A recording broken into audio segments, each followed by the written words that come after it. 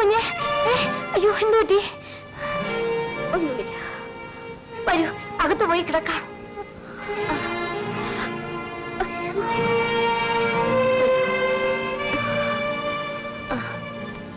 ഇങ്ങോട്ട് കിടന്നോട്ടെ. എന്തുണ്ടായി കുഞ്ഞെ? എന്താണെന്നറിയില്ല, തലകറങ്ങി വീണതാ. തലകറക്കം ഉണ്ടായോ? എങ്കിലത് തന്നെ. കുഞ്ഞ് അനങ്ങനെ കിടന്നു. ഞാനിവിടെ ഇപ്പൊ വന്നേക്ക്. ശ്രീധര, ശ്രീധര! അയ്യോ, യവനിത് എവിടെ പോയി കിടക്കുകയാണ്? എടാ ശ്രീധര! എന്താണ് അമ്മേ? വേഗം ഒന്ന് മുതലാളി വിളിക്ക്. എന്തിനാ? പിന്നെ സാവിത്രി കുഞ്ഞിന് എന്തോ വിശേഷം ഉണ്ടെന്ന് തോന്നുന്നു. ശരി, എന്താ വിശേഷം? എടാ ഗർഭം. കൊച്ചമ്മയ്ക്ക് ഗർഭമോ? ലക്ഷ്മി, ലക്ഷ്മി! എടാ, നിന്റെ ലക്ഷ്മി അറിയിക്കാൻ വരട്ടെ. നീ ആദ്യം മുതലാളി ഒന്ന് വിളിക്കേ. ശരിയാണ് അമ്മേ. അയ്യോ, അത് നീ എങ്ങോട്ട് പോകുന്നു? നീ ടെലിഫോൺ ചെയ്തൊന്ന് വിളിക്കേ. അയ്യോ, അക്കാര്യം ഞാനങ്ങ് മറന്നുപോയി. ഇവിടെ ടെലിഫോൺ ഉണ്ടല്ലോ.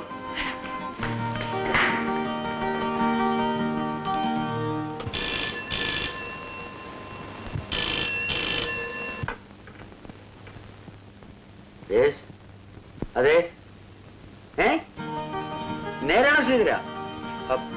ഡോക്ടറെ അറിയിച്ചില്ലേ? ആ, ഞാനിതാ പുറപ്പെട്ടു കഴിഞ്ഞു. ലക്ഷ്മി, ലക്ഷ്മി, നീ അറിഞ്ഞോ? പിന്നെ ഗർഭമോ? കൊച്ചമ്മയ്ക്ക് ഗർഭം നാണിയമ്മ പറഞ്ഞു. നേരാണോ ശ്രീയേട്ടാ? അതെ, ഈ കൂട്ടി ഞാനിപ്പോ വന്നേക്കാം. പിന്നെ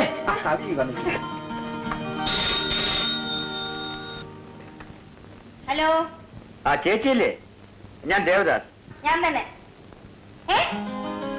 നേരാണോ ദേവദാസ്? എന്റെ ഗുരുവായൂരപ്പ, ഞങ്ങൾ തിരിച്ചു കഴിഞ്ഞു. ഇപ്പൊ പുറത്തു വരാം.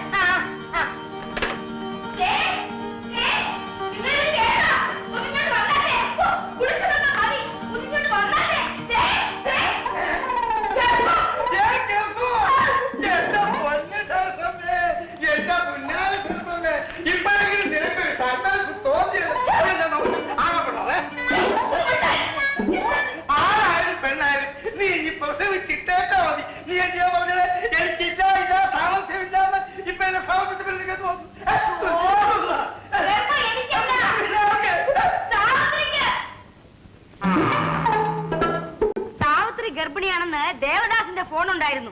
അങ്ങോട്ട് പോവാനല്ലേ ഞാൻ നിങ്ങളെ വിളിച്ചത്. ഉടനെ ഓടിച്ചാടി എന്റെ വയറ്റിനകത്ത് കയറാൻ പോയാ ഞാൻ എന്ത് ചെയ്യാനാ? അപ്പൊ വേറെ ഗർഭമായിരുന്നു.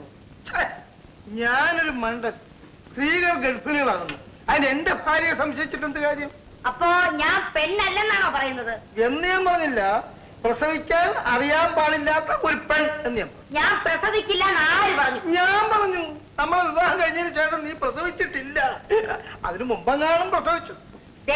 എന്റെ സ്വഭാവം വേഗം തയ്യാറായി വരുന്നുണ്ടോ?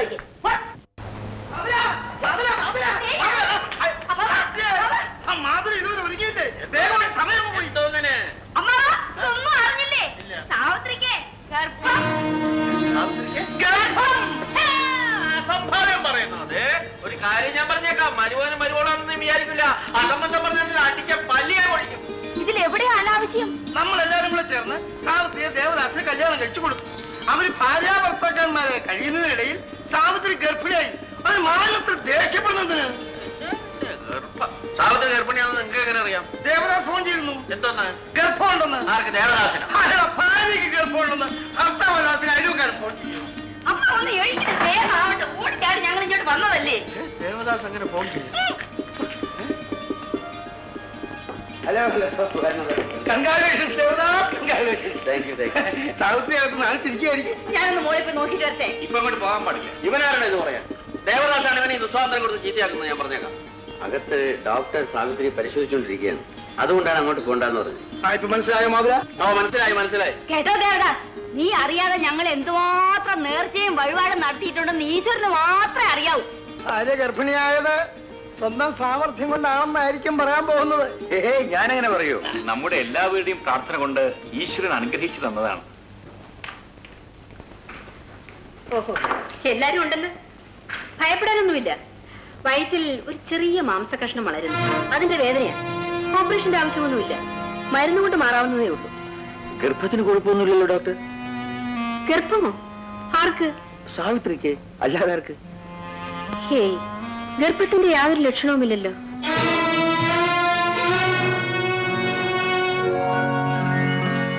വയറ്റിലെ ഈ അസുഖം കാരണമാണ് തലകറക്കമുണ്ടായത്. സാരമില്ല, റെസ്റ്റ് എടുക്കട്ടെ. ഞാൻ നാളെ വരാം. അപ്പൊ വയറ്റി കത്തിയായിരുന്നു. ആളുകൾ കിടന്ന് എന്തുമാത്രം ഓട്ടോ ഓടി. അല്ലെങ്കിൽ തന്നെ ഞാൻ പറഞ്ഞില്ലേ ഇനി അതിന് കൊച്ചുങ്ങളൊന്നും ഉണ്ടാവാൻ പോകുന്നില്ല. അതിന് തൃപ്തിയാണല്ലോ.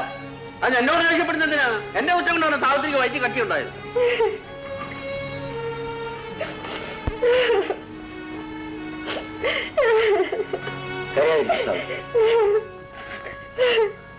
സാരമില്ല കരയാതിരിക്കും സാവിത്രി. സാരമില്ല. പാവം മുതലാളി, എന്തെല്ലാം ആശകളായിരുന്നു. മുതലാളി ഇത്രയേറെ ആനന്ദിക്കുന്നതും ദുഃഖിക്കുന്നതും ഞാൻ കണ്ടിട്ടേയില്ല. ഡോക്ടർ വന്ന് പരിശോധിച്ചിട്ട് സൂക്കടാന്ന് പറഞ്ഞപ്പോ കൊച്ചമ്മയുടെ മുഖം ഒന്ന് കാണുമായിരുന്നു. ഞാൻ പൊട്ടിക്കരഞ്ഞുപോയി. ദൈവം എന്തിനാ അവരെ ഇത്രയേറെ പരീക്ഷിക്കുന്നു?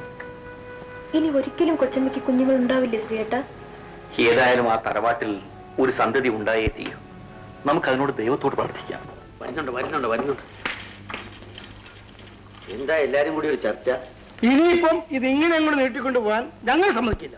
ദേവദാസ് എന്തെങ്കിലും ഒരു തീരുമാനം എടുത്തേ പറ്റൂ. ആളുകൾ ചോദിച്ചിട്ട് ഞങ്ങൾക്ക് ഒരു മറുപടി ഇല്ലടാ. അമ്മാവനുണ്ട്, അളിയനുണ്ട്, പെങ്ങളുണ്ട്. എന്തോ ചെയ്യൂന്നാ ചോദിക്കുന്നത്. ശരിയല്ലേ? എന്തോ ചെയ്തു? എന്തായിരുന്നു? നമുക്കൊന്നും പറയാൻ പറ്റില്ല. അതിനിപ്പോ ഞാൻ എന്ത് ചെയ്യണമെന്നാ നിങ്ങൾ പറയുന്നേ? അപ്പൊ ഇതുവരെ മനസ്സിലായില്ലേ? ദേവദാസിന്റെ കാലം കഴിഞ്ഞാൽ ഈ കുടുംബത്തിനൊരു സന്തതി വേണമെന്ന്, ഈ സ്വത്തിന്റെ അവകാശം വേണമെന്ന്. സ്വത്തൊക്കെ ഈശ്വരൻ തരുന്നതല്ലേ അളിയ? അവകാശിയുടെ കാര്യത്തിലും എന്തെങ്കിലും തീരുമാനിക്കാതിരിക്കൂ.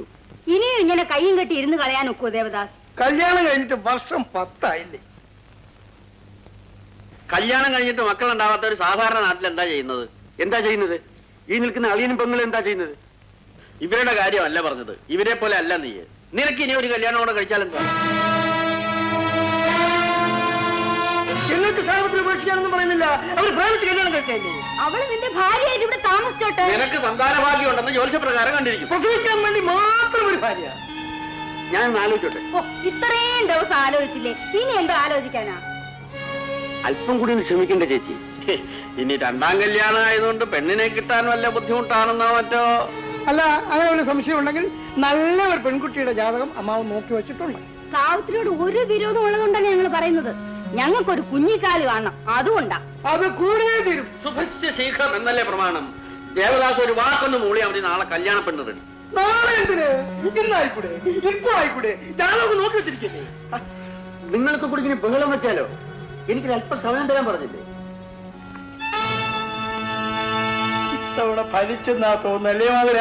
ഒരു ചെറിയ ആട്ടം കാണുന്നുണ്ടോ? ഇല്ലേ സമയം? അതെ അതെ.